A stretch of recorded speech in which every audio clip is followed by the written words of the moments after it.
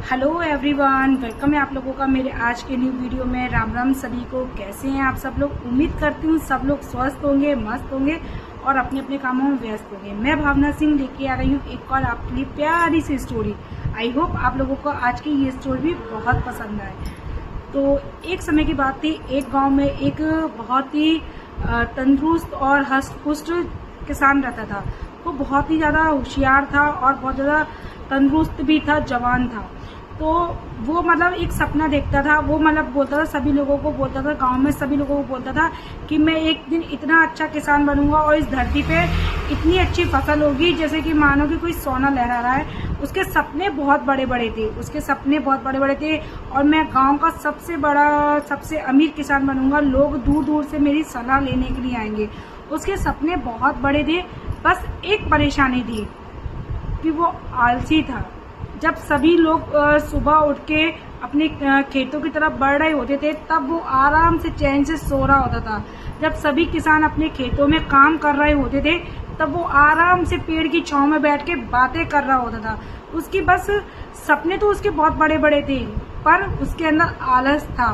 वो मेहनत नहीं करना चाहता था, आगे बढ़ना चाहता था, पर उसको मेहनत नहीं करना थी। एक दिन उसके चाचा जी आते हैं, दूर के चाचा जी, और उसको बोलते हैं कि मैं तुम्हें एक ये बीज देता हूँ और ये तुम्हारी जमीन तो बहुत अच्छी है, मिट्टी भी गीली है, फिर ये खाली क्यों है? तो वो बोलता है चाचा जी से कि मैं करता हूँ। तो चाचा जी बोलते तुम मुस्कुरा के कि ये हमेशा से सुनता हूँ, मैं करता हूँ, क्योंकि उनको पता था कि बस इसके अंदर यही आया था कि मैं करता हूँ, इसके अंदर आलस है। तो बोलते ये एक जादुई बीज है और तुम इस जादुई बीज को जमीन में गाड़ोगे तो बहुत अच्छी खेती बाड़ी होगी, पर एक शर्त है, तुम्हें ना इसकी बीज की ना देख रेख करना पड़ेगी, रोज इसमें पानी डालना पड़ेगा, रोज इसको टाइम देना पड़ेगा, तो ही सब कुछ अच्छा हो पाएगा। और अगर तुम ऐसा नहीं करते तो इसका एक जादू बीज का एक लॉस भी है। वो बोलता है क्या कि अगर तुम इसका ध्यान नहीं रखने लगोगे ना, तो ये तुम्हारी जितनी भी जमीन, ये बंजर भूमि है, यहाँ सब पे ना घास भूस वगैरह ये सब उगने लगेगा, वो भी तेजी की रफ्तार से। तो वो हंसने लगता, बोलता ये कौन सी बड़ी बात है, मैं तो इसका ध्यान रखूंगा ही रखूंगा। तो बोलते हैं अच्छी बात है। तो फिर वो उस बीज को उस जमीन में लगा देता है और फिर उसको एक दिन पौधे को पानी देता है, 2 दिन देता है, 3 दिन देता है। फिर एक दिन फिर वही उसके अंदर वही उसके आलस की आदत पड़ जाती है। वो सोचता है अरे कल ही तो मैंने इसको पौधा दिए को पानी दिया, अगर एक दिन नहीं दूंगा तो कौन सा कुछ हो जाएगा। एक दिन वो छोड़ देता है। फिर दूसरे दिन अपने दोस्तों के साथ में गप्पे लगाने के लिए बैठ जाता है, इधर उधर बातें करने लगता है। दूसरे दिन भी छोड़ देता, बोलता है चलो कोई नहीं, आज का दिन निकल गया, कोई नहीं, मैं कल डाल दूंगा। ऐसे ही करके वो 1 दिन, 2 दिन, 3 दिन, 8 दिन ऐसे ही वो छोड़ देता। वही उसके अंदर वही आलस और लापरवाही की आदत आ जाती है। और देखते ही देखते जैसे ही वो जादुई बीज था, पूरी जो जमीन थी पूरे में घास भूस वगैरह सब कुछ पूरे में एकदम तेजी के साथ फैल जाती है। जब वो जाता है अपने खेत में और देखता है, जब वो चारों तरफ पूरे खेत को देखता है, तो उसका देख के मूड खराब हो जाता है और वो सोचता है इस पे तो पूरी मेरी जो जमीन थी, यहाँ पे इतना अच्छा खेत वगैरह लहरा था, इसमें पूरी बंजर भूमि बन गई है, इस पे तो ये क्या घास भूस वगैरह सब कुछ उग आया है। तो चाचा जी उसको समझाते और बोलते हैं कि तुमने से मैंने पहले ही बोला था कि अगर तुम उस पर ध्यान नहीं दोगे, उस पर मेहनत नहीं करोगे, तो ये ऐसे ही हो जाएगी, एक घास भूस की तरह हो जाएगी।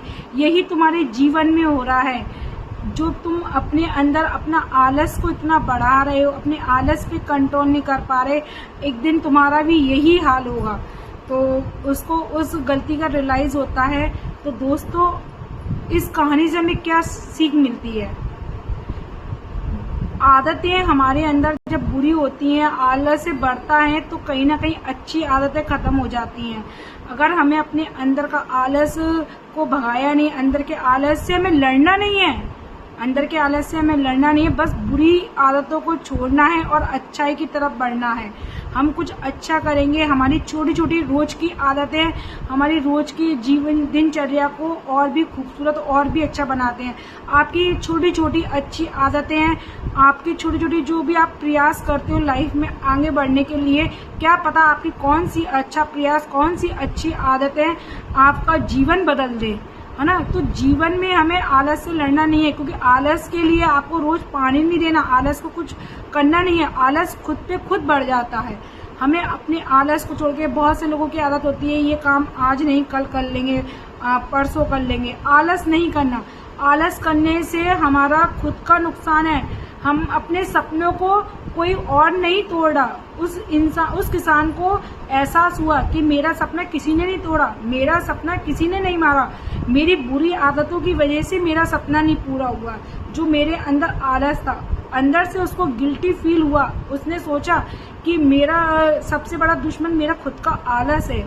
हम जब अपने जीवन में अपनी दिनचर्या में अच्छी आदतों को लेके आएंगे, अच्छी आदतों पे ध्यान देंगे, कुछ जिंदगी में कुछ नया करने की कोशिश करेंगे, हर लाइफ में आगे बढ़ने के लिए कोई अच्छा सा प्रयास, एक अच्छा सा कदम उठाएंगे, तो हमारे अंदर का आलस खुद पे खुद खत्म होता चला जाएगा।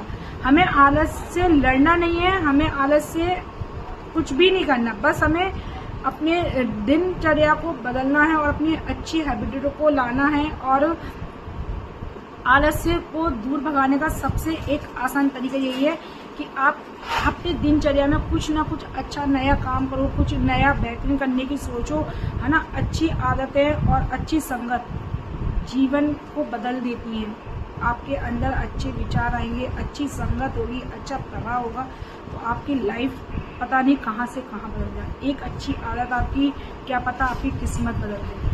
तो अपने अंदर और अपने सपनों को मानने वाला कोई और नहीं होता, हम खुद होते हैं। क्योंकि हमारे अंदर हम सोचते हैं यार आज नहीं कल कर लेंगे। कई लोगों में ऐसी आदतें होती हैं, शायद हम और आप में भी कभी कभी मन करता है हमारा कि नहीं यार चलो ये काम को आज नहीं कल करते हैं।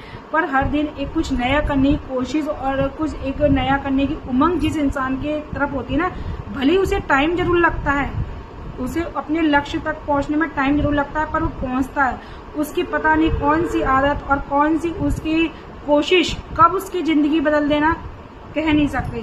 तो प्लीज लाइफ मिली है आपको, और तो इस लाइफ को अपने आलस में और बेकार की बातों में गंवाने से अच्छा है कि आप अपने अंदर सुधार लेके आए, है ना।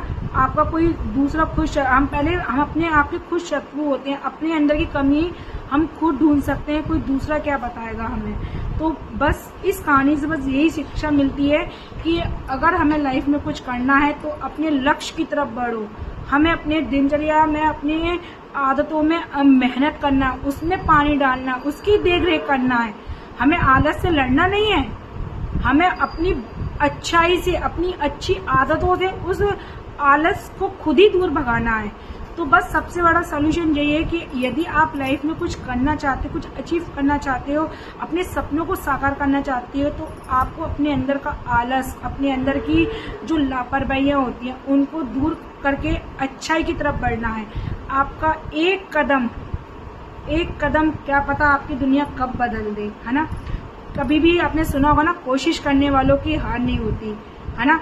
एक दिन ईश्वर भी बोलता है कि यार बहुत मेहनत की है, अब तो इसकी फल इसको मिल जाना चाहिए। तो बस अच्छे कर्मों के साथ, अच्छे इरादों के साथ आगे बढ़ते रहो और आलस को पीछे छोड़ो। कामयाबी मिलेगी, देर से मिलेगी, पर अच्छी मिलेगी। सही रास्ता चुनो, गलत रास्ता मत चुनो, है ना। गलत रास्ते की कामयाबी नहीं होती, अच्छे रास्ते की कामयाबी होती है। जो आप नहीं, आपके आजू बाजू वाले, आपके मिलने वाले, आपके दोस्त, आपका फ्रेंड सर्कल, आपके रिलेटिव, सबको आप पे प्राउड हो। तो प्लीज दोस्तों, आप लोगों से निवेदन है, अगर आपके अंदर भी कोई ऐसी आलस की चीज हो तो उसको छोड़ के एक कदम बढ़ाओ आप भी अच्छाई की तरफ, और अपने लक्ष्य की तरफ। कामयाबी जरूर मिलेगी। आई होप आप लोगों को मेरी आज की ये स्टोरी अच्छी लगी हो।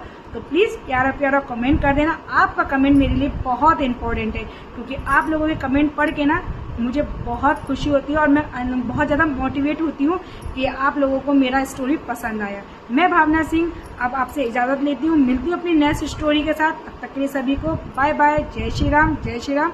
आप सबका दिन मंगलमय हो, आनंद हो। जय श्री राम।